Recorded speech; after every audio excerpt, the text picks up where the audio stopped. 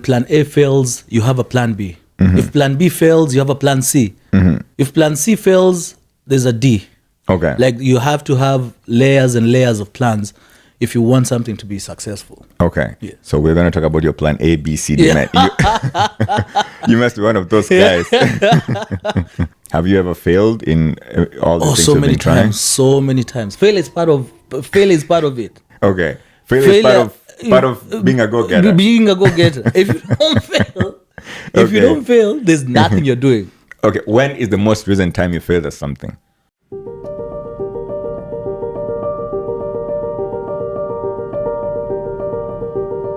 What's up, folks? This is the Couch Connect. My name is Joab, and today I'm hanging out with Stephen, a father extraordinaire, but he also calls himself Stephen Nyakeri II, right? Yeah, the second himself. Okay, that is great. Stephen, if you were to describe yourself in 3 words, what would those 3 words be? 3 words. Let me see. Maybe a go-getter. I think those 3 words fit you perfectly. Stephen is an efficient go-getter. Folks, if you're new to this show, this is the Couch Connect. Over here, I get to hang out with folks, and we just talk about the science and art in everyday life experiences. So this is my opportunity to invite you to like this podcast, subscribe to this channel as well, so that I can get to bring more guests like Stephen, and we can get to talk about beautiful things together. So, let's go to the words that you've just told me right now. What do you think makes you efficient? You have to be able to have a plan. And when plan A fails, you have a plan B. If plan B fails, you have a plan C. If plan C fails, there's a D. Okay. Like you have to have layers and layers of plans if you want something to be successful. Okay. Yeah. So we're going to talk about your plan A, B, C, D. Man. You must be one of those guys. But above everything, Stephen is also a nurse registered with the College of Nurses of Ontario, right? Yes. Okay. Is that a thing? So in every different province, you would be registered with a different nursing college? Yes. Okay, I see. I'm still intrigued by the way you introduce yourself. So the efficient go-getter. Yeah. So go-getter. Let's talk about that for a quick second. So what makes you a go-getter, or why would you identify yourself and describe yourself as a go-getter? Honestly, I feel like when I want something, I go for it. I work hard and try and get it, and if I don't get it, I try up and wake up and go try it another day. Okay. Yeah. Have you ever failed in all the things you've been trying? So many times. Failure is part of it. Okay. Failure is part of being a go-getter. Being a go-getter. If you don't fail, there's nothing you're doing. Okay. When is the most recent time you failed at something? Oh my goodness. I failed so many times I can't even remember. There's a time I wanted to get a piece of equipment. But for your work or for work, for personal, because I do foot care on the side. Okay. Foot care, like caring for feet? Yeah, caring for feet, diabetic feet and all that. Okay. Yeah. So there's so many levels of equipment. The same way I see your podcast, like you have so many equipments. Yeah. There's so many level of equipments that you want to use so that you can trim the feet and look all nice. Yeah. But I couldn't get it because I couldn't afford it. Okay. Damn, how did that make you feel when you couldn't afford it? Oh, it makes you feel like you just want to wake up and do some double shifts. Double shifts. And to make some more. To make some more and see if you can get it, but Yeah. That's interesting. Part of life. I like how you just introduced that fact that, making double shifts, going on double shifts so you can get some money to continue propping your business to a level where your business can stand on its own. And you also say that you do your foot care on the side. Yeah. Is that something that you probably eventually want to do as your full-time gig? No. Actually, my something that I want to do full-time is teaching. Okay. Yeah. I want to be able to teach in class, maybe RPNs or PSWs and yeah. I for sure I'm not gonna be doing bedside nursing for long. Yeah. Yeah. Okay. Yeah. Damn, I like a man who has goals. Let's go back to the fact that you are a nurse, and let's just start there. And this discussion is mostly going to be about your nursing career and the experiences of a nurse. And, hopefully somebody out there who's hoping to become a nurse someday might, get something and hopefully become a nurse. So first of all, why nursing? Why nursing? So I remember when I moved to this country. Back home, I did electronic media. And when I moved here, like every other immigrant, you try and find a career that actually fits you. Yeah. And honestly, nursing is not for everyone, because nursing is, especially for men. Yeah. It's something that you have to enjoy. So my brother is a nurse in the US. So when I moved here, I was trying to find like advice, like he was asking me, what do you want to do? I did not know what I want to do. And then he told me, why not try nursing? Okay. So first year of nursing, you're eligible to work in healthcare. You're eligible to after you finish one year of nursing, you're eligible to do PSW. Okay. So I started looking for jobs and PSW jobs. Yeah, PSW jobs and so what is a PSW? What is that? It's a personal support worker. So basically, what does that do? You just take care of, like you just take care of the patients or clients in their houses. Like if most of them are incontinent, you just take care of them. You prepare food for them. What does incontinent mean? Incontinent means that like they're not able to use the washroom by themselves. Okay. Yeah. So you take them to the washroom. Yeah, you take them to the washroom. Okay. You take them. It's the same way, just being back home where you take care of your grandmother or grandfather. And so when I did it, I just fell in love with it. You thought that did that make you feel like you were taking care of your grandparents? For instance? It felt so in some cases, where you find it's challenging, where you find good patients. Okay. You actually feel like you're giving back to the community, and you're doing something good. But there's sometimes you find difficult patients, which is challenging patients, but it's life. There's no job that is straightforward. Yeah, straightforward. Yeah. I like that you mentioned about grandparents. Yeah. So I'm named after my grandfather. Yeah. Or rather, my last name is my grandfather's last name. Yeah. And I've done that because I want to maintain that heritage. Yeah. So you are Stephen Nyakeri II. Yeah.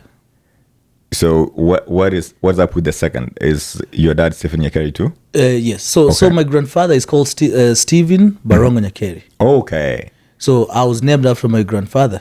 Okay. So I'm Stephen Nyakeri II. Oh, I see. Yeah. Okay. On your Instagram, you say something there. If I'm gonna tell a story, I'm gonna start with my name. Yes. What's up with that? So I feel like if your name cannot, like most of us were given Christian names. Yeah. Stephen was the guy who was stoned because of his faith. Yeah. And if you cannot describe, like if you come into a room and I ask you what's your name, and you cannot say it confidently. Yeah. The sometimes people just take you as a joke. Yeah. So your name portrays who you are. Your name portrays much about who you are. Okay, so whenever you start speaking to somebody, you got to make sure that they actually get your name. You tell them your name, and you're very vocal about it, and you're very serious about it when you're telling them your exactly. name. Especially when I go to rooms that people actually don't know me. For me, and that's how sometimes you get opportunities. Yeah. So sometimes you go into a room full of people and you're timid and what's your name? Stephen Barongo. Yeah. But when you go in there and somebody asks you, my name is Stephen Barongo. And you're very bold. And you're very bold. Vocal that sticks in somebody. Yeah. It's just part of communication. Yes, true. Yeah. I totally do agree with you. Yeah. One thing that somebody once told me is when you are shaking somebody's hand, make sure you look into their eyes. Yes. I don't know if that's something that you would recommend as well. Yeah, especially in North America. People will deem you a liar if you don't look at their eyes. Oh. Yeah. So what if I'm afraid? I mean, I'm one of those scared people. Look into your eyes. I'm kind of afraid. I don't know because I also think that from our culture, where I grew up in my culture, looking at elders in the face is, I might be wrong in this, but I think that sometimes it might be shunned upon as disrespectful. Yeah, that's how we actually grew up. Because I remember in high school, ungeangalia na mwalimu. Yeah. You couldn't look at your teacher in the face. You couldn't even look at the teacher in the face because that's another mistake. Yeah. You have a mistake, that's the second mistake. So wait, first of all, you are seeing your teacher because you made a mistake. Yeah. And you look at him, that's another mistake. Did you have bad experiences with your teachers in high school? In high school, everybody had. If you went, I was in Nakuru High School. So okay, Nakuru High School is in Kenya, right? Yeah. And Nakuru is about what? Maybe 1 hour, 2 hours from Nairobi, the capital? 1 hour, 2 hours from Nairobi. Okay. And 3 or 4 hours from Kisii. Kisii is where you were born? Yes, I was born in Kisii. Okay, so you're born in Kisii, and that's about 4 hours away from Nakuru. Yes. Which is, okay, I see. So high school was full of fun. In the sense that, if I always tell my friends, if we did not go through what we went through in high school, I don't think we'll be surviving out here. Yeah. Because high school actually made us the men who we are.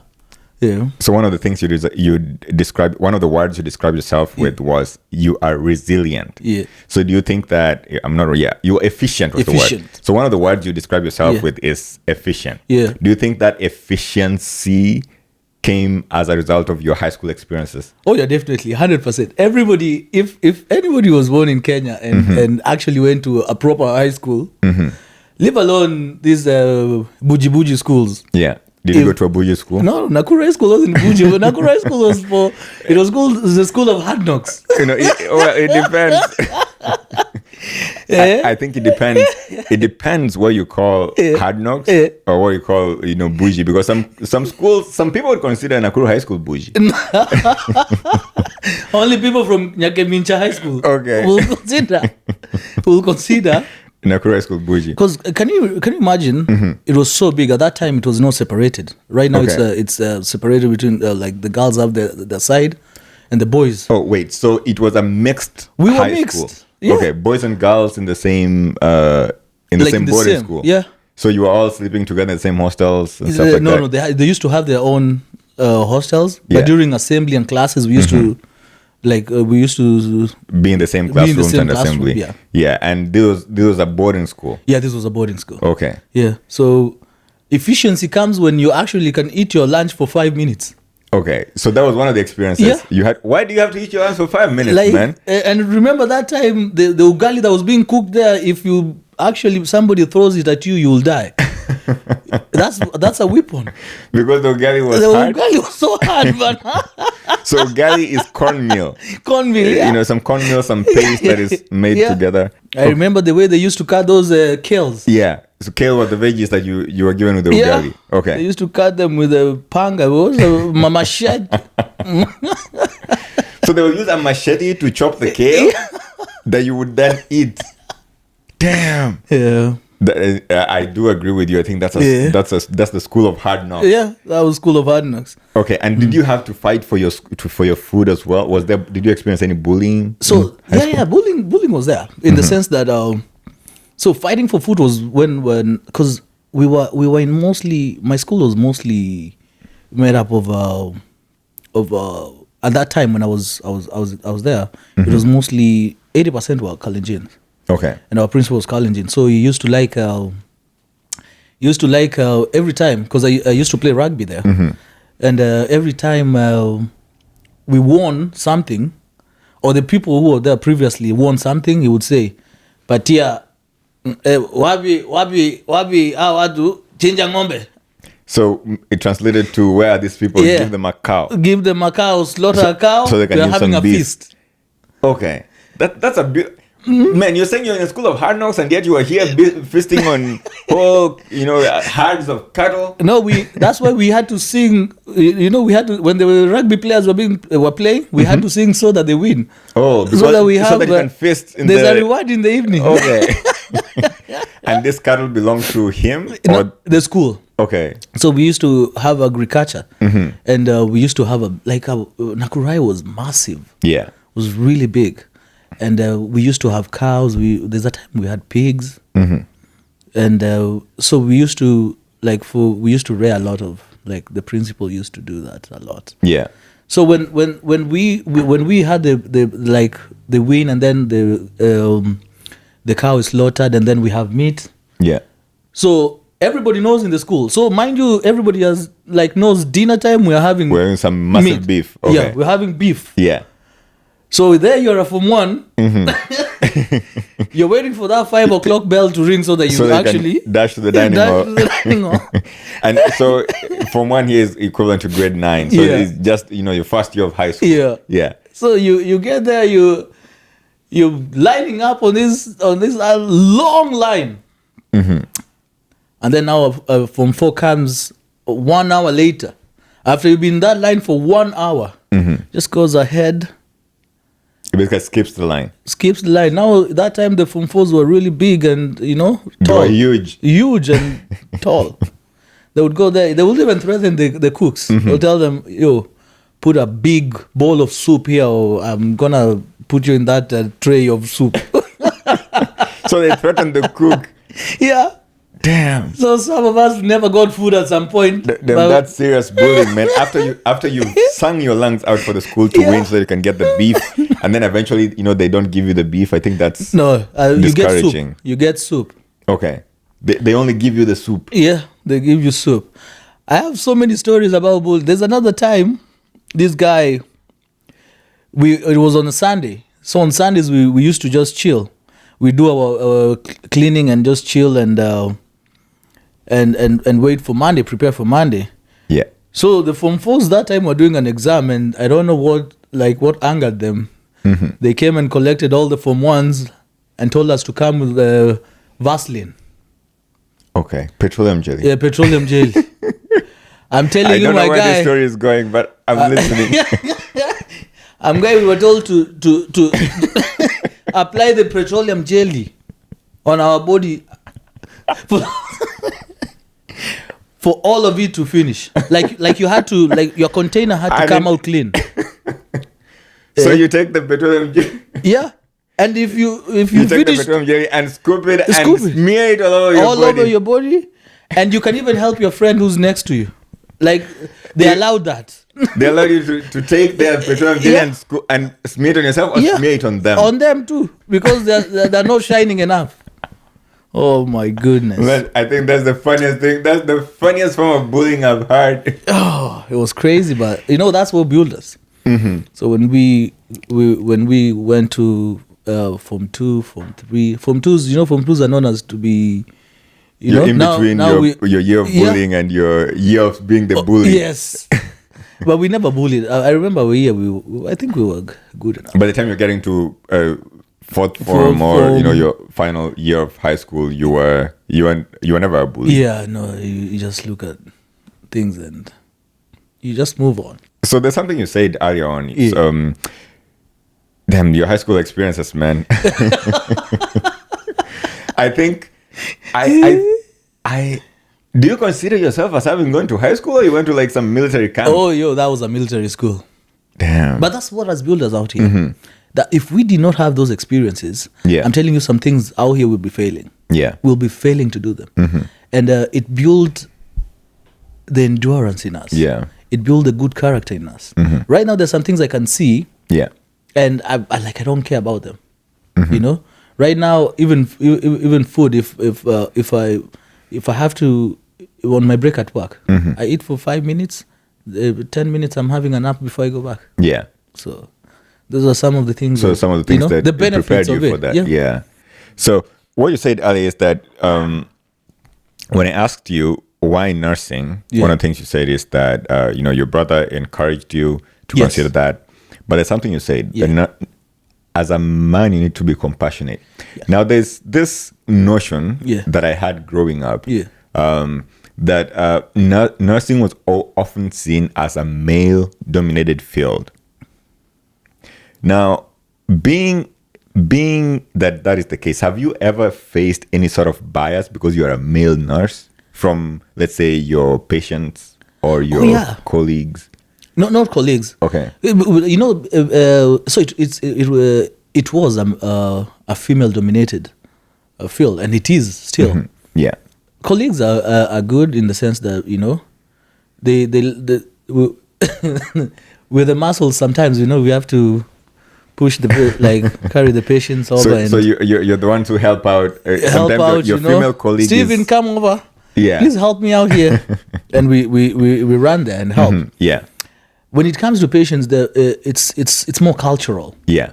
It's not that patients don't want male nurses, but it's cultural. Mm-hmm. I remember when I was doing my practicum in maternity. Yeah. I honestly never did anything. Mm-hmm. Because the patients were uncomfortable. We were two guys. Yeah. And most of the patients were from Middle East or it was just cultural. Yeah. They prefer having female nurses than male nurses. Okay. Yeah. And so how did that make you feel? Honestly, because it's cultural, it doesn't make you feel anything because you appreciate their culture. Mm-hmm. You appreciate their culture, you respect their culture, and you can only do certain things for them. You still give them care. You still care is not all about being in the room. Mm-hmm. You can also they accept medicine and all that. Yeah. But so you can give them the medicine, but you can't care for their body. Fully. Yeah. Okay. How about your friends? Have you ever faced any sort of bias or any comments from your friends? So it's just the jibes, Yeah. When maybe you've had an argument with somebody and they don't have anything else to throw over, they say, "Kwenda huko, go wash those asses." Damn. Okay, so I think, and this is an opportunity for us to break down what nursing is really. Yeah. So what you just said is your friends would tell you, get out of here, go and wash the asses. Yeah. But what do nurses do? Well, apart from washing asses, like you said. No. Actually, in hospitals, nurses don't actually do pericare or do that. That's where maybe the PSWs come in. What is pericare? Pericare, like washing patients. Yeah, patients. Okay. So the personal support workers, or the PSWs, would be the ones to do that. Yes. And if in America, I think they're called certified nursing assistants. Nursing assistants. And I think that would be the same. Yes. Same thing in many other countries. So nursing assistants would be doing that. Yeah. And so what do the nurses do then? They take care of the patient. Mm-hmm. They give medication. Yeah. They do vital signs, evaluate the patient. So when a patient comes into hospital. Yeah.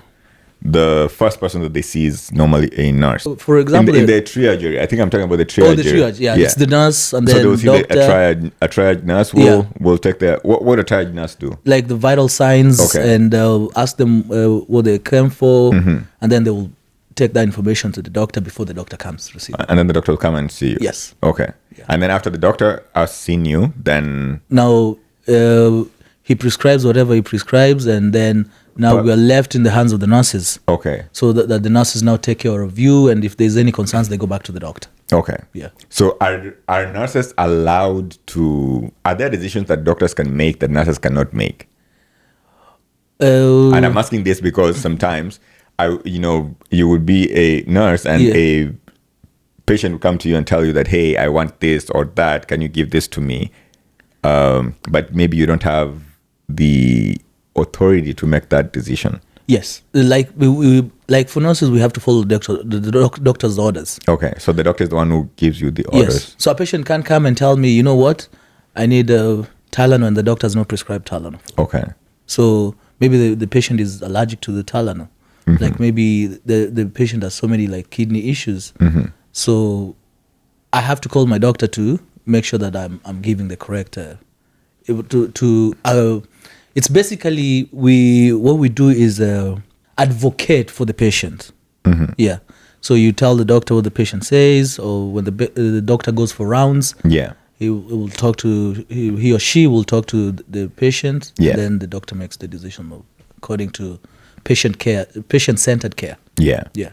If I go back to my question on bias, has there been a time when you felt like some doctors were biased against nurses for whatever reason, or you got into the sort of argument with the doctor for some reason? I don't think, because it's what happens is that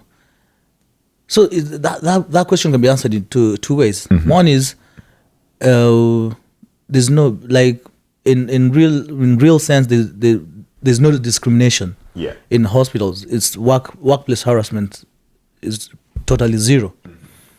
And two, it's just hierarchy. Mm-hmm.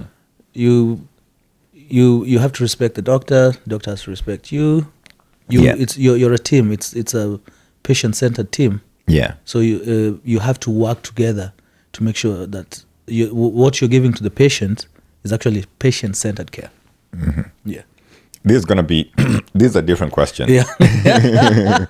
So I see that what you've been saying here, patient-centered care. You love your patients. You want to take good care of them. You want to care for them. You want them to have a good experience. Yeah. But man, I have been sick a couple of times. Yeah. Or I've been in hospital a couple of times, and I have seen nurses who are very mean. And I think there's people out here who would agree with me, but that a bunch of nurses are actually very, very mean. They are very condescending. They seem rowdy, and they kind of bully patients. I mean, this probably is something that's been going on for ages, and you've probably heard about it as well. But what can you say about that? Is that something that somebody has told you before?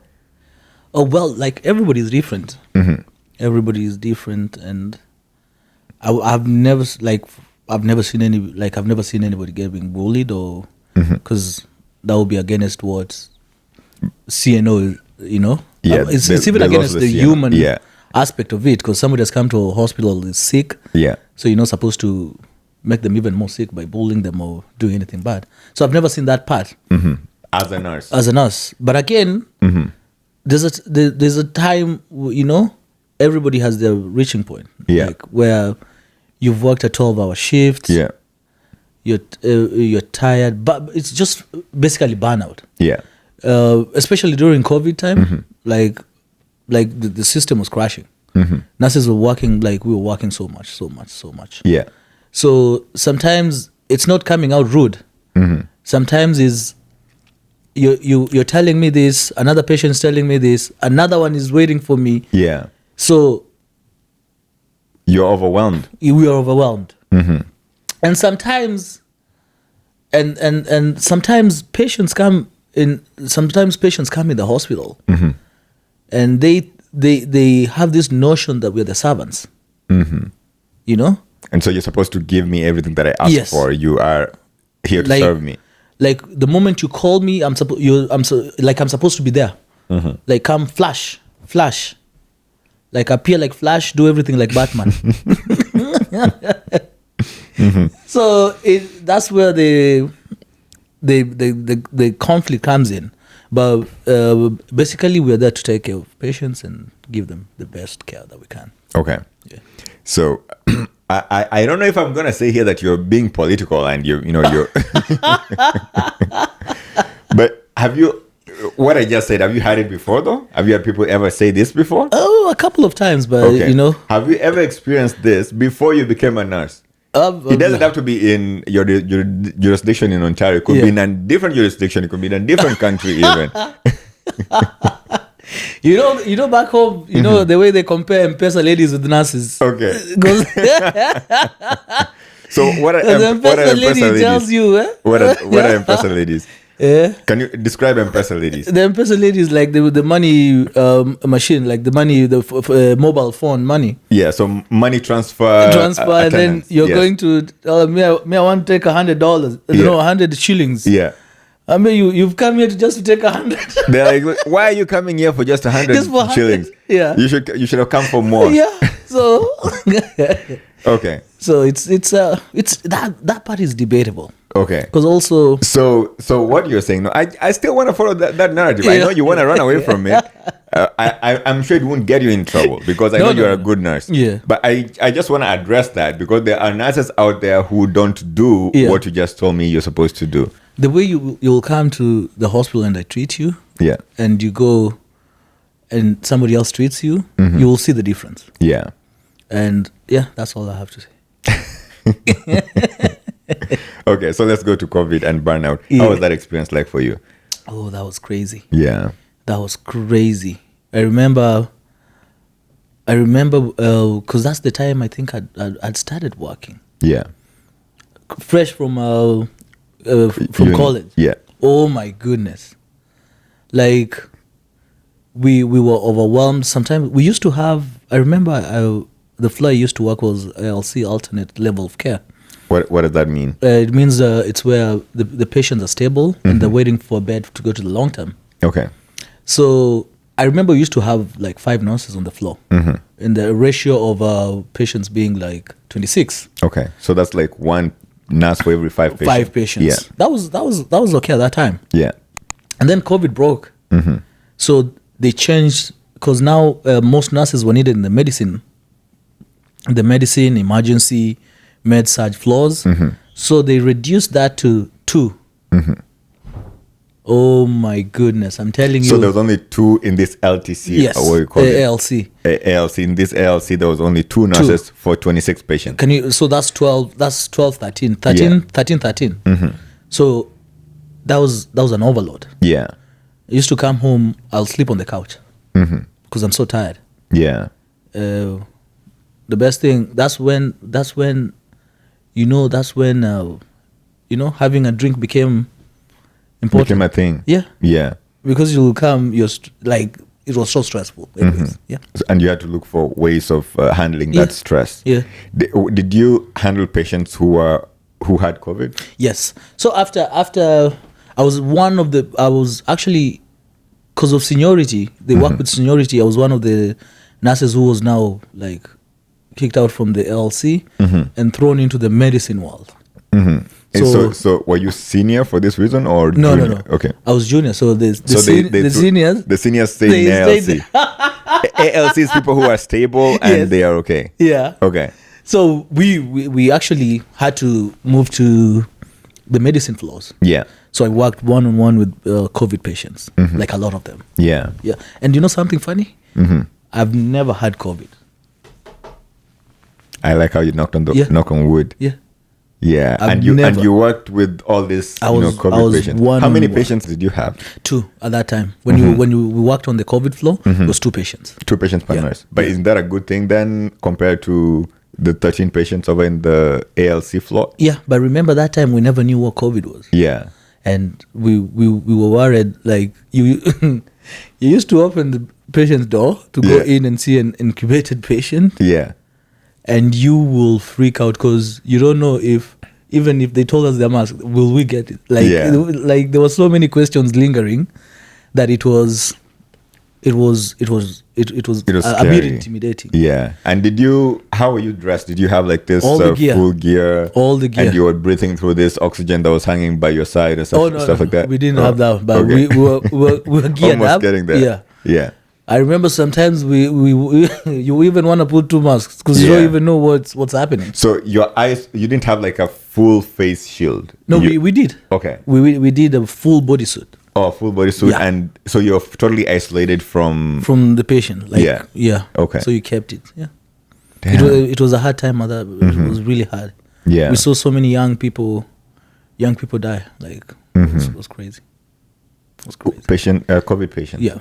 So you'd have 2 patients this morning and by evening you have 0. I mean, you have a different set of 2 patients. Damn. Yeah, it was crazy. That must be difficult. Yeah, well, that's the career we chose. I'm so sorry. And maybe I'm going to, jump into this question. Yeah. Since we just talked about this, I was going to ask it later, but maybe I can ask it right now. Now, do you look at humanity or life differently? Oh, yeah. Nursing has taught me so many things. It's taught me about family. Yeah. It's taught me about taking care of myself body-wise. It's like there's so many, like hospitals have so many dynamics. Not even hospital. As a nurse, you see so many dynamics. Yeah. Because you deal with family, you deal with the patients, you deal with the relatives, you deal with everyone. So all that dynamic changes how you view humanity. Yeah. it changes how you look. Some of those patients are you in 10, 20, 50 years. Yeah. You look at that. Like I always joke to my I always tell my co-workers, like, I wouldn't want to, I should start looking for a long term right now. A long term care center right for now. myself. Yeah, why is that? Because the waiting time for long term is crazy. Oh, there's a wait time for folks to get in. Yeah. Okay. So it takes a long while before they get the place that they call home. Mm-hmm. Yeah. So when you've taken care of patients, yeah, I mean, you had a guy that you were having a chat with. Maybe they are, very, very sick. Yeah. And you're having a chat with them, and then they pass away. But even better yet, some of them are generally stable and okay, and then they pass away. When you see this person deteriorating, from having very positive vitals and to a point of death, and they die, how does that make you think about life? Oh, first, it's always sad because some of these patients, before you get to even give them the treatment, before you even take care of them as a nurse, you get to know them more as a person. You get to interact with them on a personal level, not on a professional nursing level. You talk, but as a man to man, or like man human to man, to or human. human to human. Yeah, you talk. You ask them how they're doing. How the life is, and some of them can tell you things that you see them every day. They become family, and when they pass away, it's hard for some of us, but that's where a good team comes in. We talk to one another. We talk at work. We give each other encouragements, and life moves on. Can you eat in the patient room?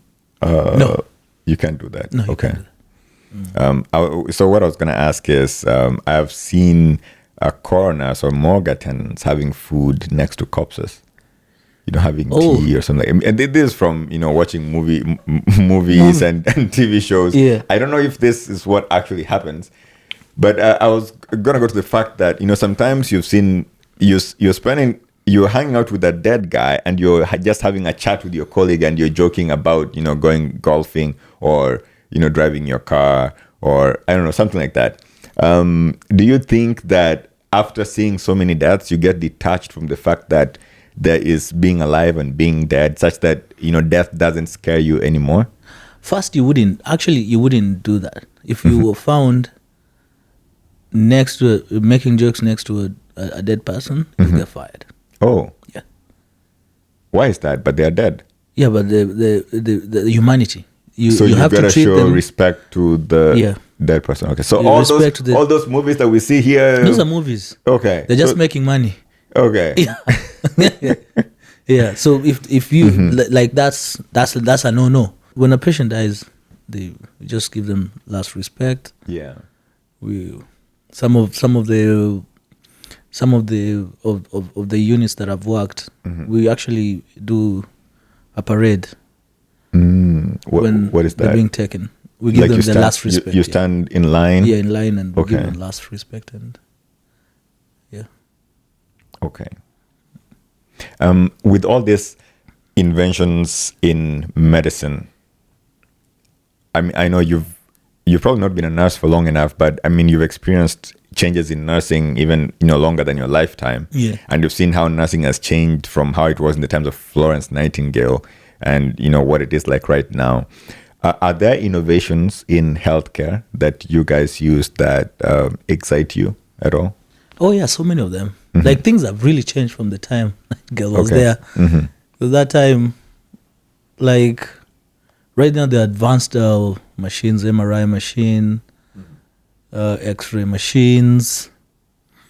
Like I know, like there's a machine where like if the people who have really small veins that we can't get them. Yes, I saw that. Yeah, a couple of days ago. Yeah. Yeah. So you get a vein through that. So there are really exciting things that are coming up in medicine. Yeah. And that really excites people and makes the work a little bit easier and better. That machine is really interesting. But tell me about your vein finding experiences. Oh, have you ever pricked a patient like 10 times trying to find a vein? Oh, no, you can't. Because the policies. Okay. Oh, how many times can you prick them? Just twice. Maximum? Twice? Yeah. Okay. So what if you don't find a vein after you call somebody else to do it.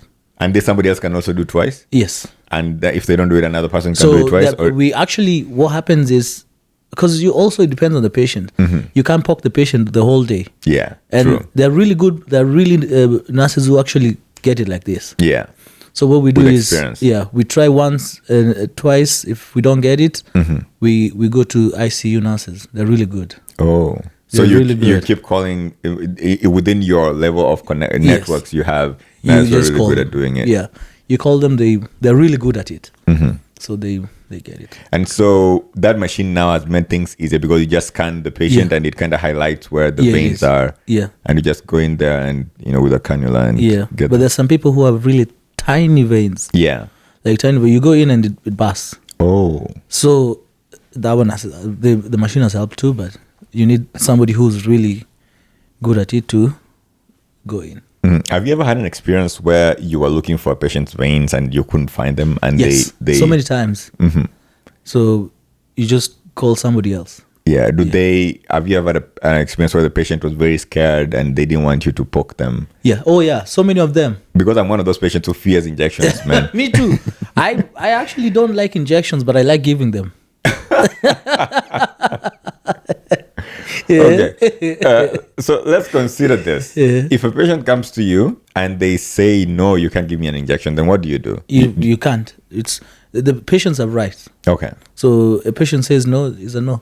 But what if they actually need this injection so that they can leave? You encourage them. You try coming back another time. Mm-hmm. If they still say no, you just tell the doctor. You just call the doctor and the doctor will find other options. Have there been instances where a patient has refused care and they eventually died because they refused care while they were in your care? No, I've never experienced that. But do you know if any of your colleagues have experienced that? What would that experience be like if that happened? I don't think they will die out of refusing care. Okay. Care meaning like medication and all that? Yeah, they refuse medication and injection. Oh, yeah, the patients who actually refuse medication. Okay, maybe I'm using the wrong terms here, but yeah, you get the point. Yes. Yeah. Like the patients who refuse medication, and it's their right. Mm-hmm. So we don't do anything. We just, and try to encourage them, give them healthy teachings, tell them what the medication is doing, how it's helping them, and if they don't get to that, we tell the doctor, and the doctor finds other avenues. Mm-hmm. Yeah. Going back to what you said earlier, that spending time with nurses has shown you, made you think about, for example, how old age is and stuff like that. So I have there things that have changed, and one thing that I'm looking at in particular here is having treated so many patients. Yeah. Do you look at sex differently, or does sex change after you have, handled patients? In that way. That point is professional. Okay. Like, it's the way you'll go to a doctor and they tell you, you're wearing a long pullover, let me poke you here. Mm-hmm. Just professional. You don't think about it. Yeah. You don't think about it. Because it's professional. Like, it's a patient-nurse relationship. Mm-hmm. That's like, it's professional. You don't think about it. So when you look at these old patients, for instance, and you think about your sex life, and you are considering yourself, 50 years from now, does that ever change your perspective of, how much you probably enjoy sex right now and how much you probably won't enjoy it 50 years from now? And oh boy, me in 50 years, in 50 years, I'll still be enjoying. You'll still be very active. Mm-hmm. And how do you plan on doing that? Because I thought that as you grow older, I'll be eating matoke. Okay. Yeah, eating a lot of bananas. Lots of bananas and a lot of fruits. Okay. And they will make things happen down there. Okay. Yeah. So if you eat properly, basically what you're saying, stay healthy and stuff like that. Stay healthy and stretch. Mm-hmm. Yeah. What do you mean stretch? Stretch some things, Okay. Just, You eat properly and you continue experiencing this. Yeah. You gotta keep exercising. Yeah. I don't like. It's I feel like for us men, sex doesn't like. We go. You had what was this actor's name? He's 78. Yeah, I think was it De Niro, Robert De Niro, I think. Yeah, he welcomed a kid recently. Yeah. And there's another guy who got married recently. I forget his name. I think is it Rupert Murdoch who got married? But I don't think he got married to a young woman who might have babies. He got married to an older lady. Yeah. But yeah, I get your point. Yeah. I have this friend of mine. He's a very old man back in my village. So his wife died when he was probably in his late 70s or early 80s. His wife passed away and he decided to remarry. So he got married to a young woman who had 2 kids. And they were living together and life was fun and happy and everything was okay. And voila. I went to visit them after like 5 years of them being married. And he had 2 babies, man. Twins or just... No, there were 2 babies, not twins, but like... Different years? Different years, Oh my God. Man. That's a warrior. That's a kukudenja. The guy is like he was in his mid-80s at this point. I was like, man, you have kids who are 2 years old at 85 means you're very active at this point. Man, I think he must have been eating a lot of bananas and lots of fruits. Not even that. You know, back home, the food that we eat is organic. Yeah. You eat up nderema, you eat managu, you eat... You know what kills us here is the burgers here. Yeah. We eat burgers, the fast food, you know. That one kills us. Yeah. But back home is natural. It gives us more life. That's why I feel like back home, the people don't complain much about. It's. I've never done the research, but I wonder what the statistics are for cancer back home. Yeah, I'd really like to know that. Yeah, it's a nice thing that you pointed that out. What I think is while the statistics that are available publicly may be low, I think they are quite higher than what is available public. And the reason why I say this, I think many cases go undetected because when I think about, let's say 20 years ago, you probably had a neighbor in the village, 30 years ago, a neighbor in the village who just died. You know, what happened to that guy? He just died. What happened? He had stomach pains and, you know, he had stomach ache for, you know, a long time. And, you know, they gave him medicine and he just died. Yeah. Or, you know, what happened to him? He had a headache for years and years. And he's gone. Doctors have tried to look for what is happening. The doctors are not finding it. And it's gone. So it is possible that this guy probably had a tumor in their stomach or in their brain that was, pressing against their, brain matter. I feel like it's the same like dementia, Alzheimer's. Back home, if you go there, Ocha, you go Kisii. Yeah. Somebody who's reached an age and also has dementia, the people there actually abandon them. Yeah. They wanaanza kusema huyo alirogwa. Yeah, he was That's bewitched. Witchcraft. Yeah. He was bewitched. But in real sense, it's dementia. Yeah. Because if you look at like the patients with dementia, they just forget. So back home, imagine forgetting, and you just walk. You walk from walking. Your gate, you come to my gate. Yeah. And we will ask you, what are you doing what here? Are you doing here? And I can't tell you what I'm doing there because I'm sick. So we will not even question. You are talking. Yeah. You're not making sense. But you're at my place. Yeah. We ask you, what are you doing here? Before you even start explaining, before your grandson starts explaining, you're being lynched. Yeah. So you're a thief. Yeah, you're a thief. You've come here to do something. Yeah. So I think, but now it's progressing better. Like I was reading, one of my friends is a really champion for dementia back home. Okay. Shout out to Rosianne, and her mom got dementia, and she's been taking care of her. So she's a really good champion with dementia. People are actually getting to know what dementia is. Dementia. Yeah, like I'm really happy with the generation, my generation, and the generation behind, and the generations behind, because everything now is in the open. Like everything is there to to be seen. Yeah, now we can openly talk about these things. That's why we have Gen Z demonstrations. Yeah, because people are tired of lying. Yeah. You know, now that you mentioned this, I have this cousin of mine, and we were talking recently, and we were making fun of one of our uncles. Yeah. And what he told me, man, is, why are you telling me this stuff, man? Go and tell him. If he's not doing something, go and tell him. We should actually call him and talk to him. And, you know, my uncles are older and, you know, we respect them and we fear them too. And we can talk about, you know, stuff like this openly. Yeah. But I like what you say that, you know, people are becoming more aware of these things and they're openly speaking about them. Yeah. And one of the things that people are actually being more open to nowadays is mental health challenges. Yes. People are actually talking about mental health challenges. Yeah.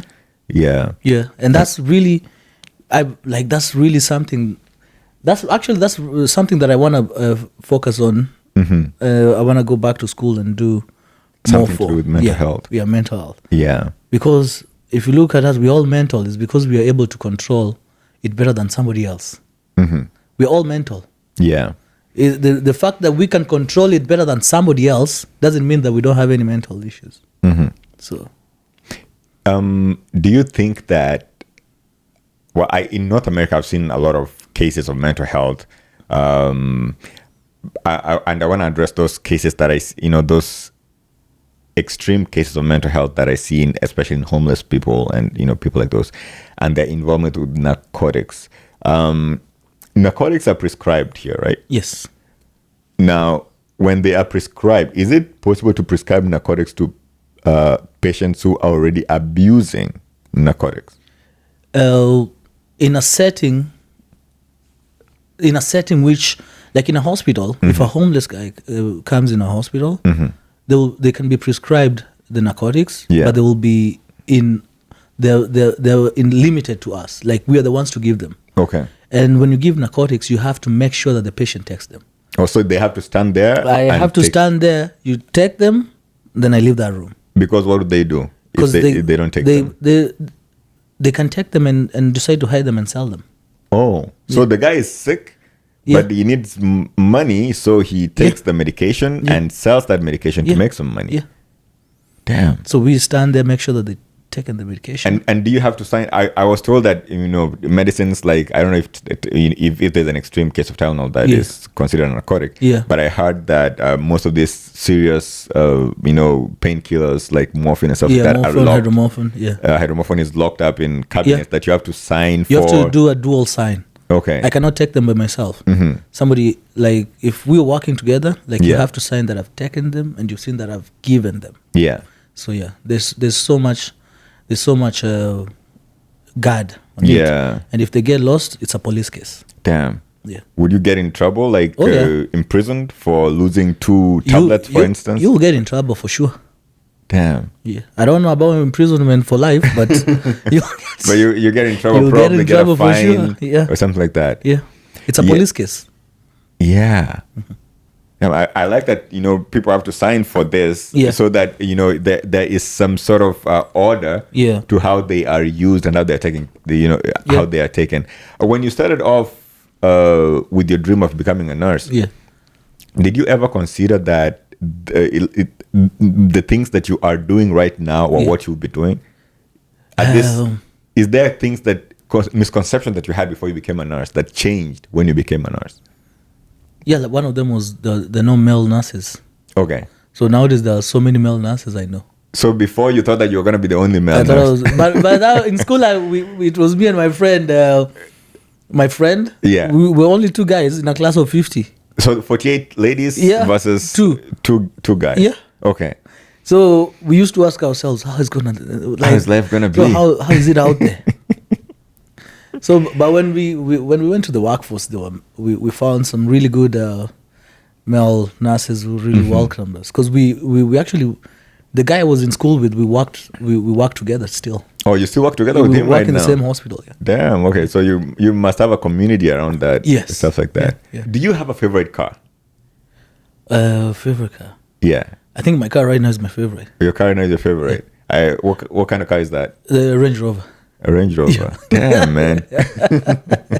Are you sure we don't need to investigate those? The signatures that you've been putting down for those narcotics?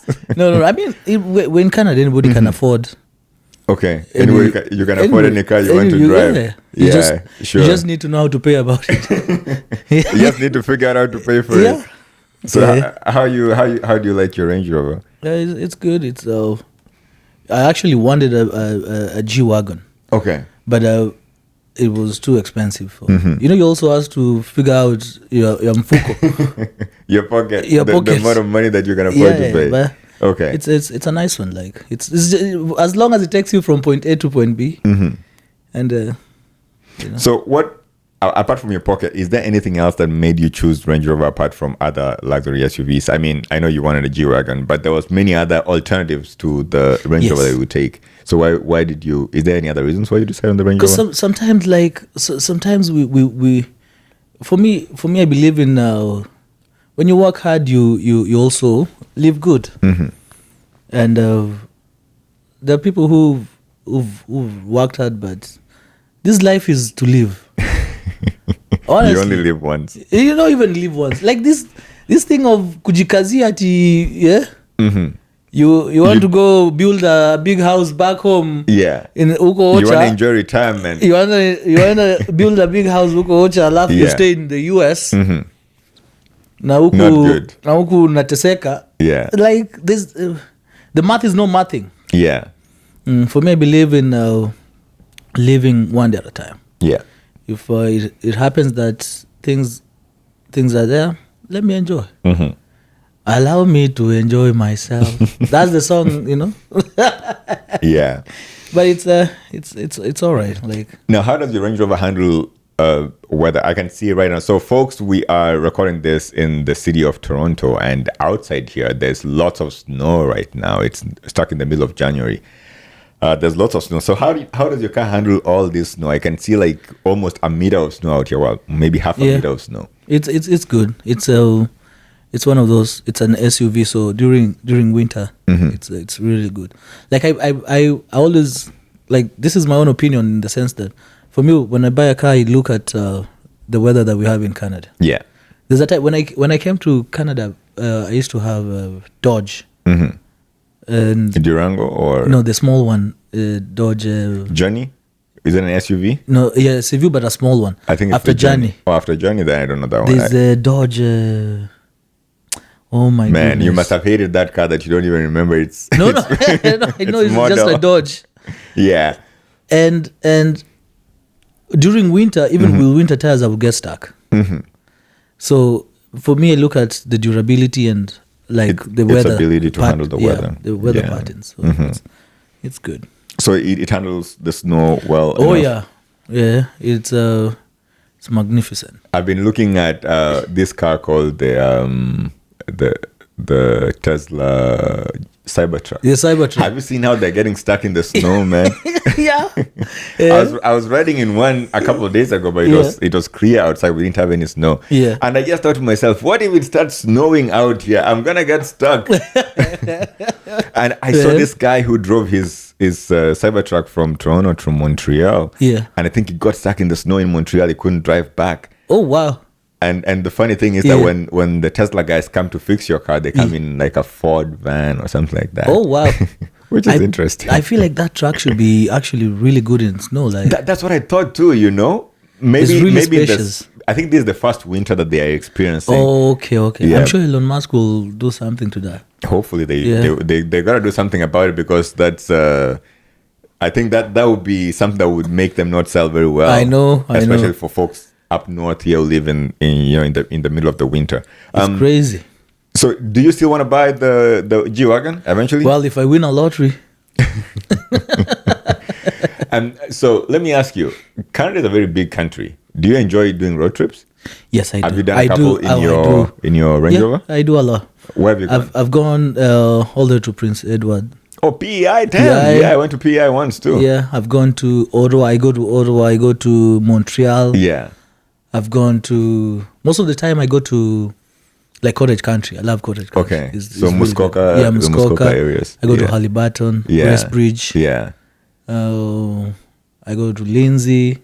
Yeah. Aurelia, all those I think sides. I've been to Lindsay once. I went to visit the jail there. Yeah. I had a friend of mine who was stuck in jail. Yeah. So I went to visit him. Let's talk about your PEI trip. How was that? It was good. Went with my brother, so that was cool. It was in the summer too. Yeah. So can you imagine the summer and the way summer is nice here? Yeah. Oh my goodness, we had it must have been a nice experience. Did you go in your Range Rover or did you rent a car? Okay. Yeah. I see a lot of people renting cars when they go on this road trip. So why don't you rent a car? Because for me, I feel like the reason many people rent a car that I've had, like most of my friends say, "Oh, I don't want to put mileage on my car. I don't want to do this." I service my car. That's why I have it. So yeah, why would I spend money renting like a car? Well, I can use that money to gas it up and enjoy the road trip. Yeah, and you can fix it if it breaks down. Yeah. Because in any case, after 8 years, you're not going to have this car. You're still going to change it anyways. And why keep it? Like, enjoy it. Enjoy it when you have it. Yeah, enjoy it. I like that. Yeah? I think I kind of like that philosophy. Yeah. Why keep it here? You go for short distances with it than just driving. You rent a car. Let's say a car is... Let's say $50 a day. Yeah. You're went to PI for 3 days. Yeah. $50, let's say that's the minimum, like $50. Or how much is it? To rent a car? Yeah. I think you're not renting a Range Rover for $50 a day. No. Range Rover is like $700 or something. Yeah, even if you were to rent that Dodge Journey that you were saying, I think it's going to be somewhere around maybe 100 at least. Yeah. 100. Let's say 100. And some of them have limits on the kilometers that you can drive. So you can go on like those long road trips. Yeah. You're going to pay more. I know that I rented a Volvo, what was that? A Volvo XC90 sometime. Oh, yeah. And that's a good one too. And it cost me, I think, $200 a day, maybe $250 a day. I took it for 3 days, ended up paying like $750. You said it's a good car, man. I used to like that car until I rented it, and then I disliked it. Because it's very basic inside, man. You know the way they say that the Volvos are the safest cars in the globe or something like that? Yeah. I think Volvos are very, very basic. You get in the car, man. Yeah. All you have is a screen and a bunch of knobs here and there, and then that's it. Oh, wow. It felt very basic. Yeah. But maybe I could be wrong. Maybe it's a favorite for some people, and to each their own. Yeah. So imagine $100 a day. Yeah. You're going. Let's say now. Let's put it 4 days. 100 times 4. That's 400. Yep. A gas. Yeah, you got a gas. Let's say full 100 tank, a day 100, or more. If you're driving longer distances. Yeah. So maybe $200 a day. $200. That's 600. You gotta take insurance on that car. Insurance. As well. Yeah. That's already $1,000. Yeah. Even without starting the trip. Yep. Why don't you take your car? Yeah, take your car. You know how to gas it properly. Up. Yeah.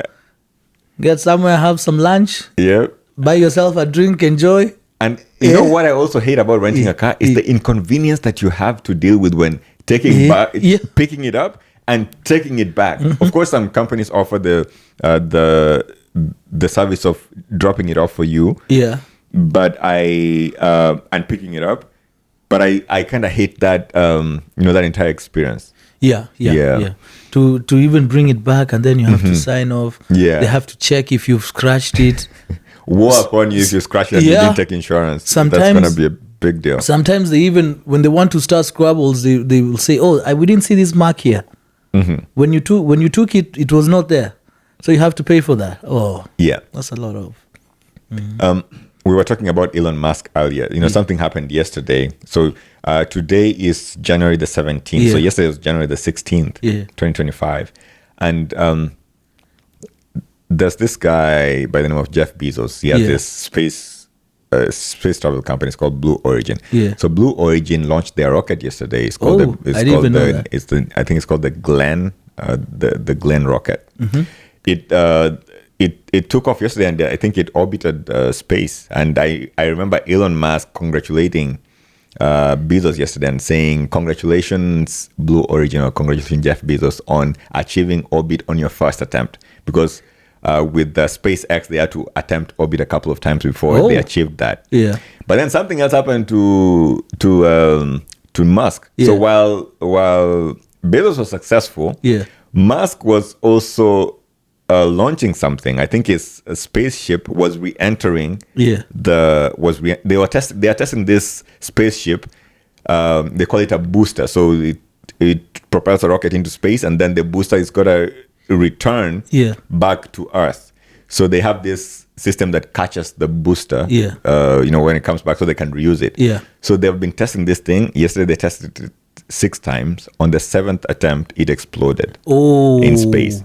And so the reason why I'm telling you this story is because I see all these races to go into space, and I think what Elon Musk has said is that he wants to take us to Mars. Yeah. So first of all, do you think you would survive in Mars as a nurse? The only person the only person who will survive there is Bruno Mars. Man, I think that was a beautiful answer. Are you gonna survive as a nurse in Mars, and Bruno Mars is gonna survive? Yeah, honestly, for me, I've never even thought about going to Mars. What about space? Yeah? Space in general, like 400 kilometers above into the atmosphere. Oh no, I'm not good. I'm not good with heights. Okay, when you're going on vacation, is the only time you want to be in an airplane. Yeah. Okay. So I've never thought about it. I feel there's some things you dream about, and there's some things you don't. You saw those people, the billionaires that went to find Titanic. Yeah, man. I saw that. I think it's called. Why would I involve myself with disappearing? That is what you said. You enjoy. Allow you to enjoy yourself. So that's how they were enjoying themselves. That's no enjoyment. Enjoyment is right when I'm on my feet. I have a friend of mine who tells me that he can only go into water that he can see the bottom. Yeah. And that kind of rubbed on me too. Nowadays, I only go on water. I'm comfortable on water that I can see the bottom of the lake or, the water body. Yeah. If I can't see the bottom, then I'm not okay. I'm kind of scared. Oh my God. I mean, I'm telling you, the best invention was what is it called? Life jacket. I'll tell you a story. Last summer, I was out in Muskoka. A friend of mine has a cottage up there. So we went swimming. Yeah. In one of the lakes or in a swimming pool? In the lake. So I thought I knew how to swim. Yeah. Because in the swimming pool, I can go, come back. You're a pro in the swimming pool. I'm a pro. I thought I knew how to swim. Yeah. I go there, I swim nicely. And then we decided we're going to take sea-doos and go in the middle of the lake. Yeah. So, sea-doo, middle of the lake. And then there was what is a sea-doo? Like a sea-doo is the small boat with the watercraft that you can be on by yourself and it kind of looks like a motorcycle. Yeah. Yeah.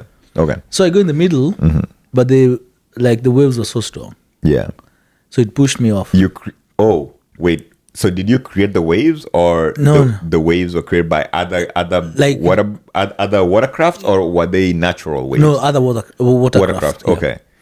And so the waves were so strong they pushed you off. Yeah. Damn. Were you tied to the watercraft? No. I wasn't. Damn. So first of all, did it keep going? Yeah, because the waves are pushing it away. Like so it kept going with the waves. Yes. Okay, not like with its own power. No. Okay, with the waves. Okay. So my friends did not see me. Yeah. And I could not see them. So now I'm in the water. Yeah. But now I have my life jacket. I was not afraid of drowning. Yeah. Because honestly, I could see the sea-doo there. I tried swimming towards the sea-doo. As you're swimming towards it, I'm going back and the sea-doo is going. So as you're swimming towards it, the waves are pushing it further. Yeah. I got tired. Damn. So I was like, oh man, I'm just going to rest. So I was not afraid that I'm going to drown. The only thing I was afraid of, if another boat came, like the big boats, and they never saw me in the water. And they crushed you. Yes. Damn. So I was in the water for around 20 minutes. Everybody was driving very fast. The boats were driving very fast in this water? Okay. Yeah. So I was in the water for 20 minutes. Yeah. So then I think one of my friends realized I'm not with them. And then they saw my sea-doo floating and I'm not there. Yeah. So they all came. Yeah. And started circling where the sea-doo was. Yeah. Could you see them? I saw one, and that's when... have you ever jumped for your life? You were jumping in the water. Oh my goodness. Save.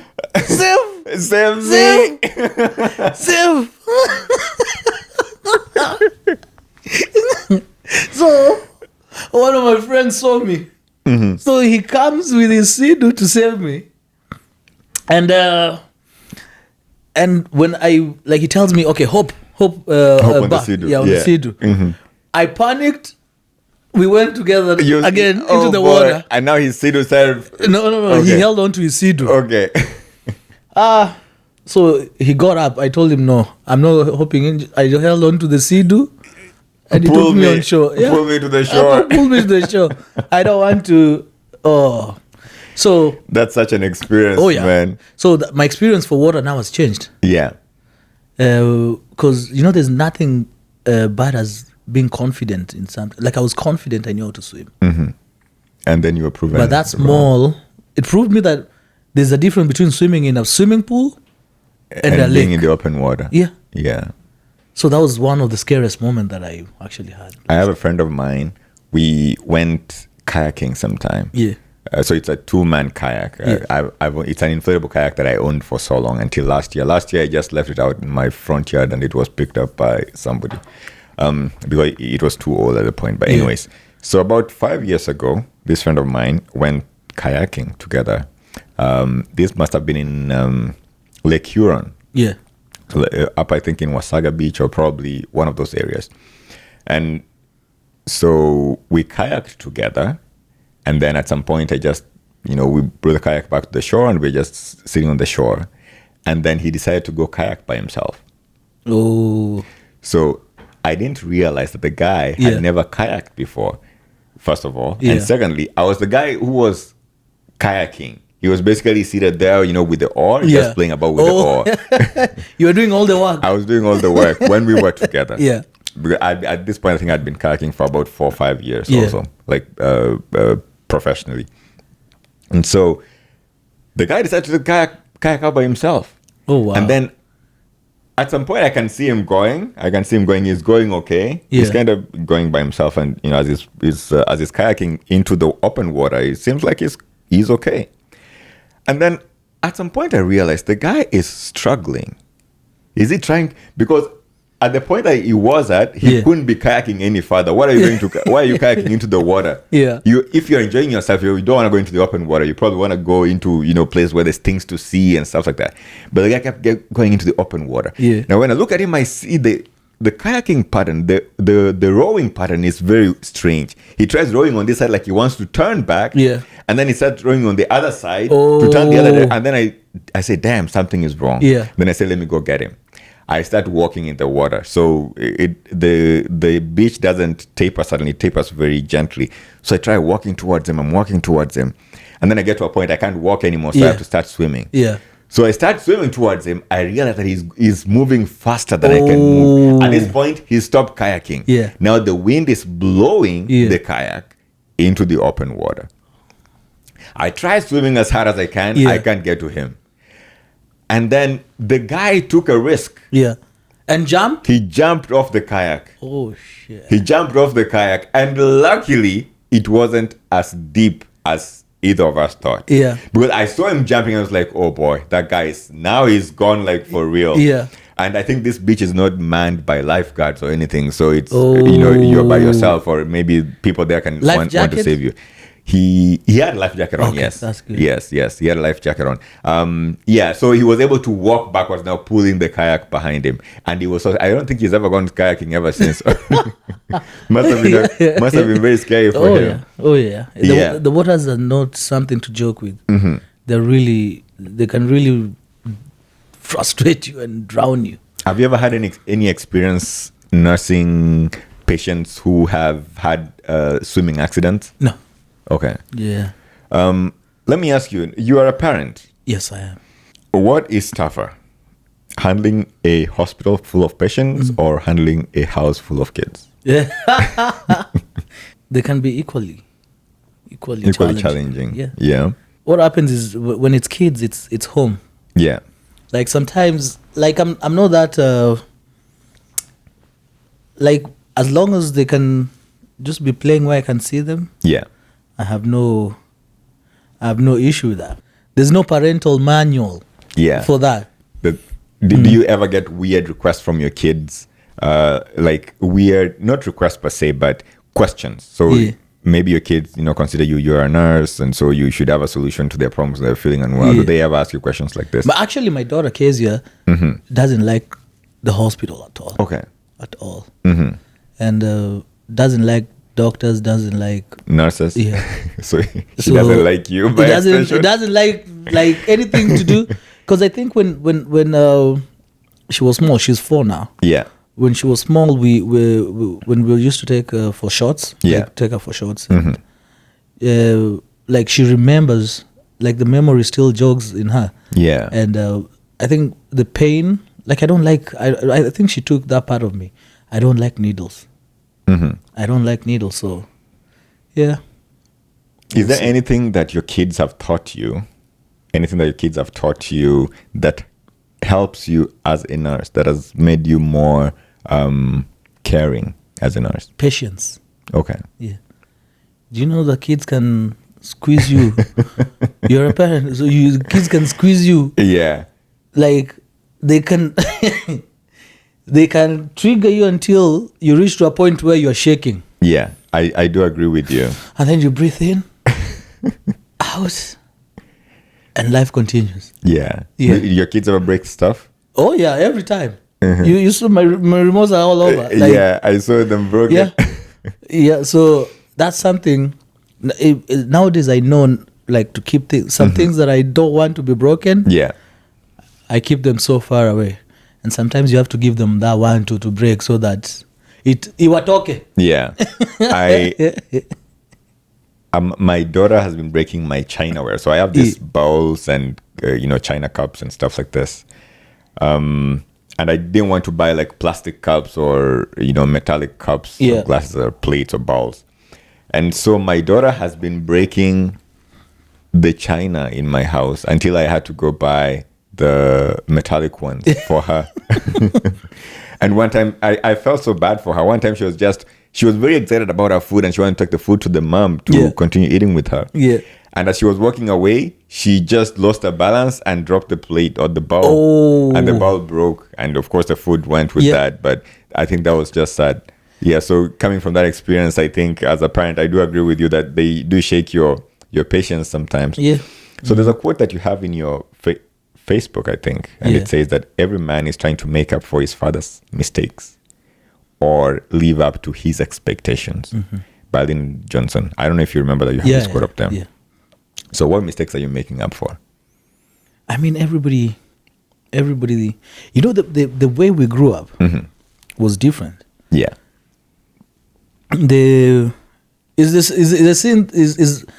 Right now I see on social media, on TikTok, parents doing mapangale challenge with their kids. I've seen that thing. Like, man, an old dude is doing like this. I've seen that thing. Like this. You go tell your father right now to do mapangale with you. That would be interesting to see how my grandfather would react to that. I know, right? Yeah. So it's those are some things that I want to change. There's some things that I want to change that I saw in my dad that I want to change. There's some they're not curses, but the curses you want to break. Yeah. So that your kids can. There's things you want to change so that your kids can live better. Yeah. Yeah. So the way that our parents, like my parents raised me is not the same way I want to raise my kids. Yeah. I feel like our generation, our dads were so tough on us, really tough. And where we come from, it's all about books. Yeah. If you don't get an A, you're not, you need to be explored. Yes. Yeah. So I feel like I want to give my kids a lot of love. Yeah. Like it's my kids taught me to, there's. When we were growing up, not even growing up, at my late 20s, I used to say, I want to have kids. Yeah. I want to have kids. But you actually don't know what having kids is. Yep, true. You don't know that this is a little human being that you're bringing up. And it has taught me to love another human being. You know, leave this one here, mapenzi. This is my girlfriend or this is your own blood. Yep. This is your own blood that you're loving. This is not your relative or your somebody. This is your own flesh. Yeah, it's part of you. It's part of you. So you pour all that love into them. Yeah. So that's the thing that it has taught me to love somebody else more than myself. Do you know if your dad had well, you say that he hoped that you would get an A, but do you know if you've lived up to your father's expectations, as you put them? I feel not. I feel like he's proud of where I am right now. But I think he would want more for me. Yeah. Yeah. But you know, that's African parents. You shoot for the sky, you get to the sky, they tell you now. No, it's the moon. Mars. The moon is around the corner. Yeah. After you get to the moon, then I'm just trying to fit Mars in there. Yes. So after you get to the moon, they tell you now Mars is around the corner. Yeah. So it's just trying to get there, you know. So yeah. Do you think that your career trajectory has left an impact in your dad? Like when he looks at your career trajectory and maybe you have not attained the expectation that he had for you in specific, but somehow you've attained them in a different way. And do you think that has left an impact in his life? Yeah. Okay. Like,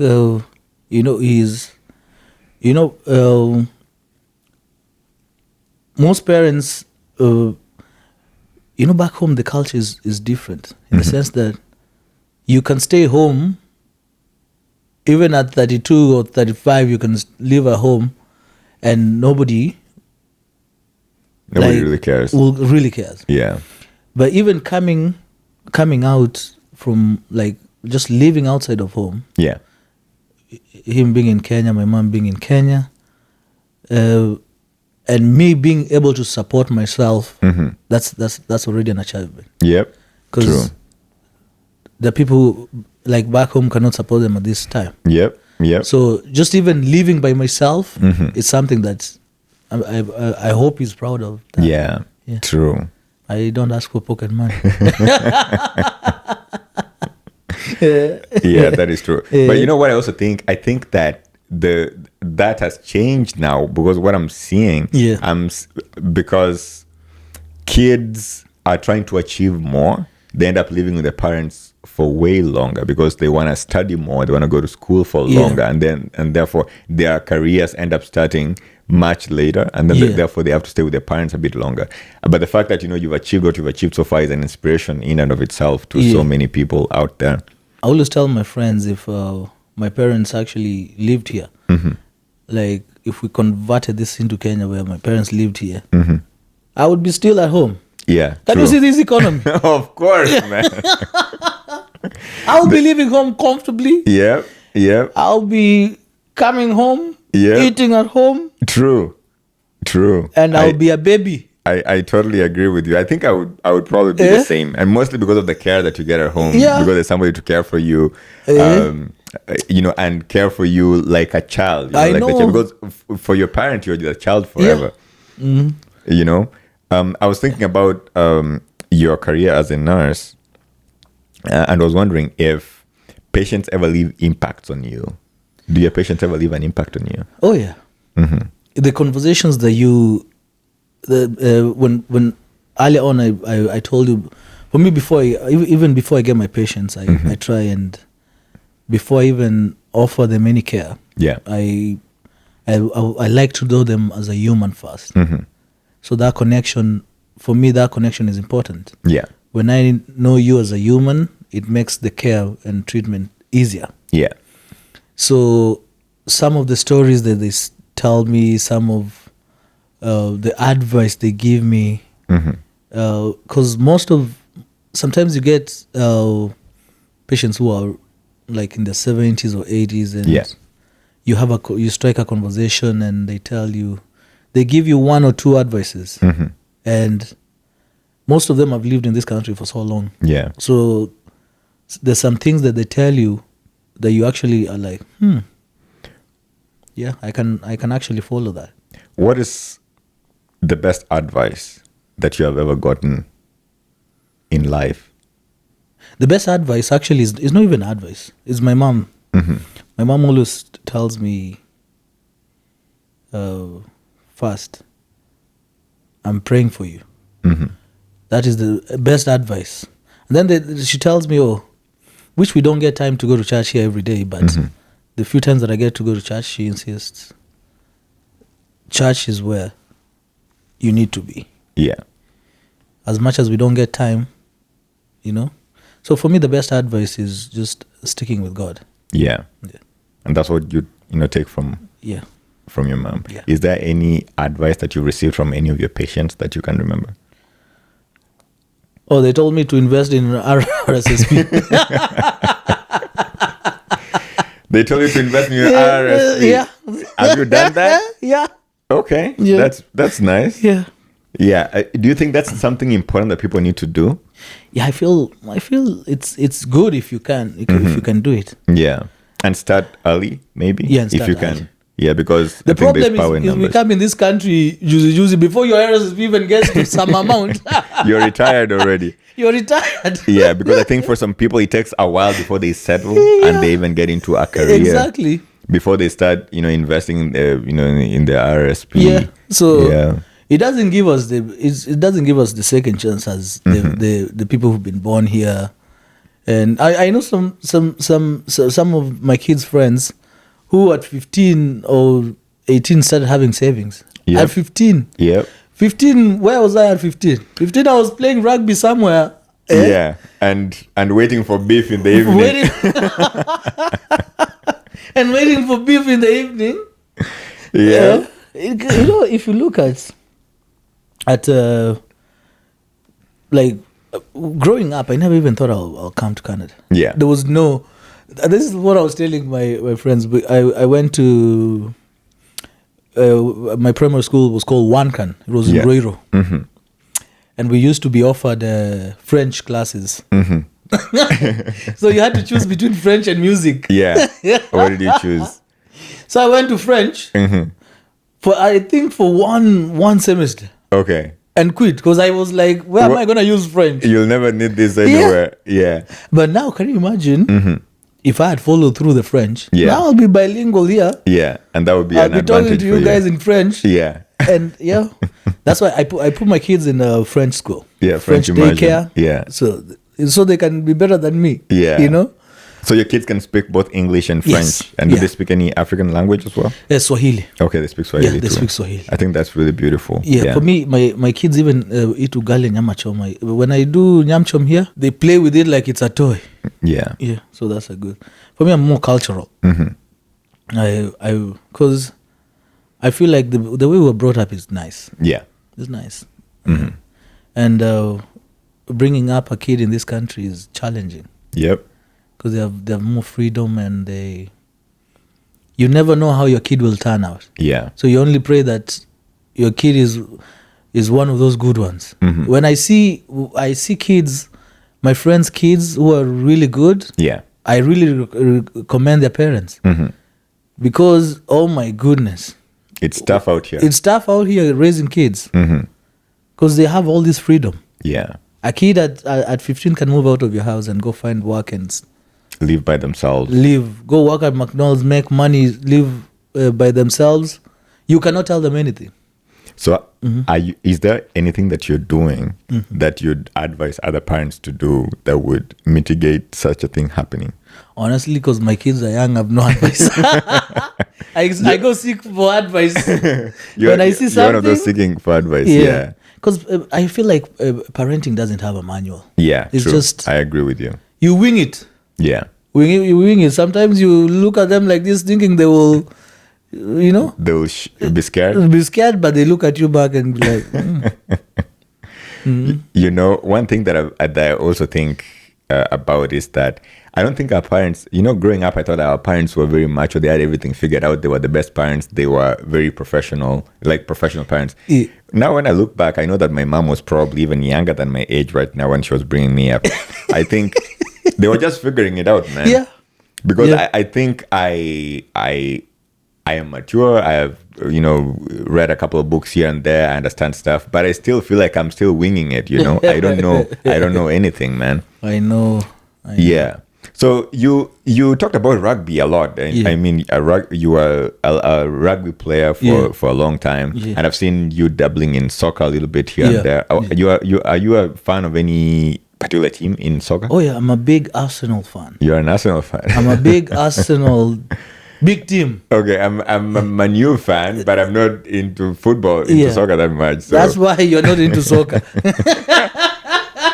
So I'm not into soccer because I'm a Man fan. Because you mid-tables, those ones are the ones who watch once in a while, praying that their team wins. Okay. Now I have a comeback from that because I see you playing golf nowadays. Yeah. So you are rugby, and I think rugby is very specific, very physical. Yeah. And I was talking to somebody recently, and he told me some guy here on the pod, and he told me that in order to play rugby, you have to be very disciplined because rugby is a very disciplined sport. Yes. Now I see you playing golf, man. Yeah. So can you tell me about what happened in between, and you transitioned from even soccer, and now you're a golfer full time? Actually, I feel like I would have been a good, like I was not that bad. Mm-hmm. I was really good. If you go back to the 2000, and anybody who played rugby in starting 203, that's when I started playing in high school. Yeah. Nakuru High School was the best in rugby between 2000 and 2000, and we were the last class, 2007.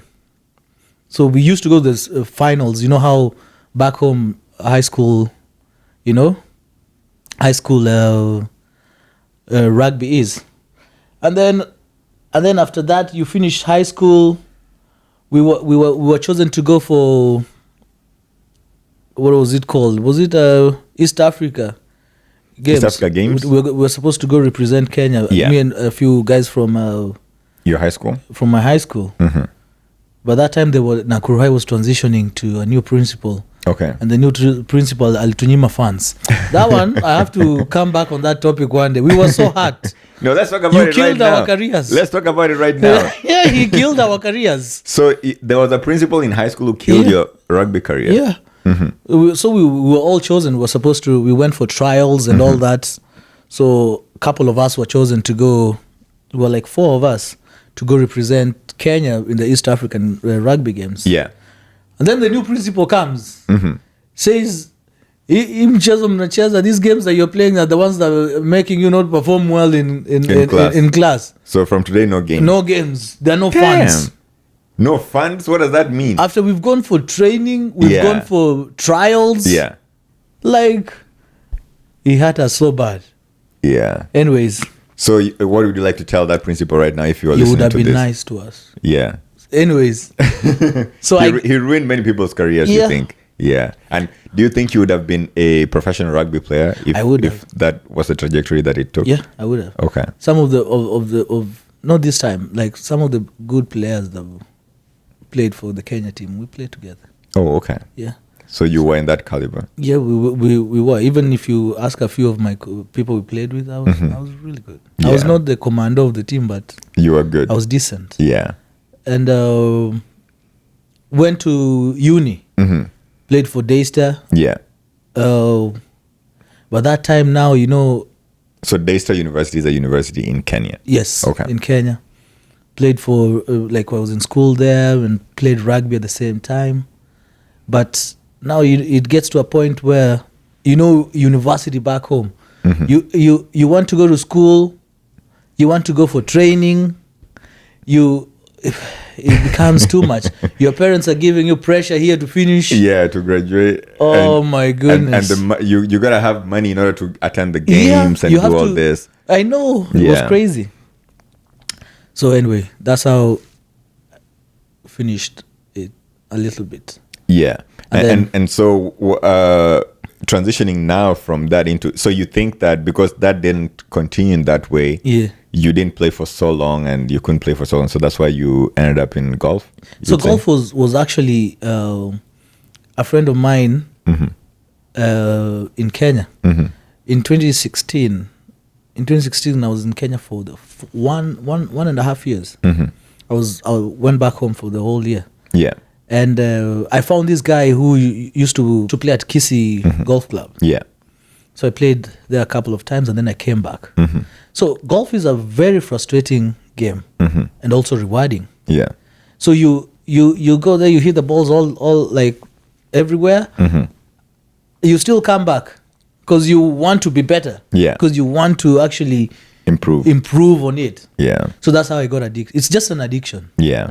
You just play this and then you become better, and then you at the golf course you make friends. They call, oh yeah, what are you doing this Thursday? Oh, we are out playing. Come play with us. Yeah. You know, go. I like the way you put it this way, that you say that it's very frustrating because I don't play golf because I tried it once. It was very frustrating, and so what I do now, in the US they have this thing they call Top Golf. Yeah. And that's all I play. You just go on top of an elevated platform. Yeah. And just hitting the ball into the field. Yeah. And the hole, the way in golf, like you have a tiny hole that, like, I don't know how wide it is. Maybe it's 10 centimeters wide. Yeah. In Top Golf, the hole is so wide. It's like 2 meters wide. So 2 meters wide. The ball is going to go in there. Actually, they even have this part where you just hit the ball, it goes past some line. Oh, wow. You get your score. And then after some time, as you progress, you keep, hitting into these massive holes. And it progresses that way. Oh, wow. But yeah.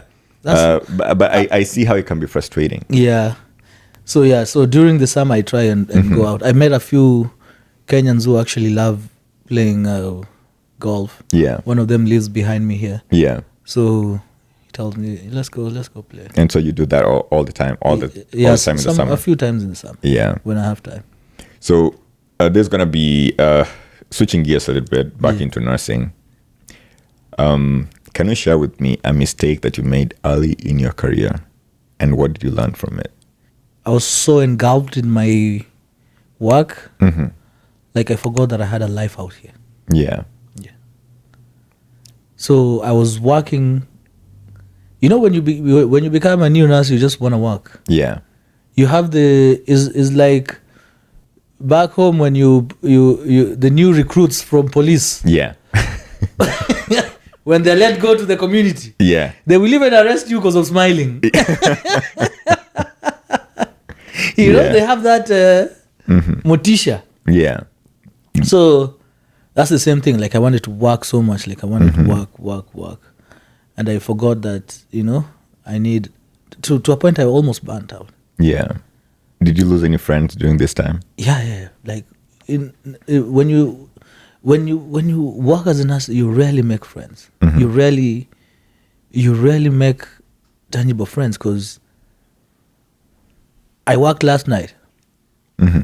If we didn't have set this up, I would be sleeping. Yeah. So most of it, and you have to work every other weekend. So kashere hapo little like this, it goes down. Yeah. You can't go out partying with your friends anymore. And you lose those community connections. Yes. Yeah. But again, you strive and make part of it. So when I was working so hard, I forgot that I had that part. Yeah. Because that's the part I enjoy most. The party scene and, being able to relieve myself of anything that I... Yeah. If somebody was telling you today that they wanted to become a nurse, what advice would you have for them? 100%.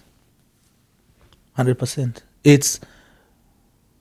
if that person is already telling me that they want to be a nurse, they have to be passionate, compassionate, patient. They have to. This is something that you have to love doing. Yeah. It's not something that you just randomly, because other people are doing it, you want to do it. Yeah. It's something that you have to be compassionate about, because that's all that comes down to. Yeah. And critical thinking. Yeah. Kama umezoea mapanga sana, the critical part might miss you a little bit. Yeah. If you love fighting so much, it is possible that you.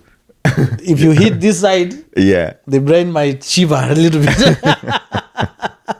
You've been hitting your cerebellum so much, or your midbrain so much, that you probably don't have a good critical thinking capacity. Yeah, but okay. Anybody who's passionate and can do it. If your kids were to tell you that we'd like to become nurses in the future, is there something that you teach them now that would help them in the future? I'll just first is just giving them the support. Yeah. The teaching that I will give them is just how to interrelate with people, because that's you relate a lot with working as a nurse. You deal with a lot of people, patients, their relatives, their doctors, your co-workers. It's how to build relationships. Yeah. And how to communicate. Yeah. So Stephen, it's been nice hanging out with you on this couch. Oh, it's been great. Yeah. I want to give you something here to do. Yeah. We're gonna I hope it's not something brainy, because it's not something brainy. Nothing brainy. So what I want you to do is we're gonna have another guest on the show a couple of days from now. Yeah. And I'd like you to write a question here that I can ask them. Yeah. Okay. A couple of days from now. So take your time and think about a question that you want to ask them. And you can write it anywhere there. Okay. Yeah. Full disclosure, I don't know who that guest is going to be. Thank you very much. So Stephen, man, it's been nice hanging out with you here. It's been real. It's been nice. Yeah, talking to you is like reliving my experiences, growing up in high school, because I also went to a boarding high school in Kenya, and that experience was equally beautiful, Yeah. And I hope that your experiences have not only mentored you, but they have mentored other people, because you had schoolmates and classmates, and hopefully the experiences that they went through also, made them better and helped them, made them efficient and, enable them to work a little bit better, like they have made you right now. Yeah, for sure. I think your school was really close to ours too. So. Yeah, it was back in the day. We used to, you guys were, apart from Nakurai, I think you guys were the ones who, when we used to go to Funkies, we'd show up too. You'll show up too, and you are our main competitors. Yeah, we had this when class it comes to rugby. The ladies there too. The ladies got to realize, man. Yeah, we were there too. The sister schools was. I think Naivasha Girls was our sister school. Yeah, Naivasha Girls. Yeah. We used to have this BG. Bahati Girls was your sister school? We don't even know if they recognize as our sister school, because your sister school was supposed to be our sisters in school. Oh man, this conversation has been so nice and so refreshing. I've learned so much about nursing. Thank you. And I hope that the folks who watch this at home or wherever they are also going to experience this beautiful, conversation that we've had here together. Yeah, thank you. Thank you for having me. Yeah, you're very welcome. Folks, this has been The Couch Connect. I've been hanging out with Stephen Nyakeri today. If you like this episode, do give it a thumbs up and do subscribe to this pod and tell your friends, tell their friends. Till next time, do take care. Kwaheri.